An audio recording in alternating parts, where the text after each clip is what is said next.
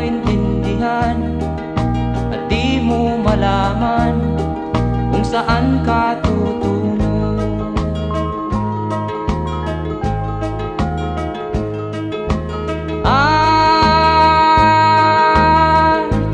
Kung nakamit mo na ang pangarap, di pa rin masiyahan, ang nais mo'y madagdagan, limot mo na ang iyong pinagmulan.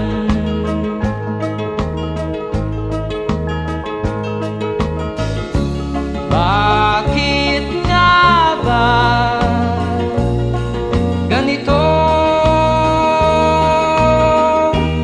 Ang tao'y walang kasiyahan.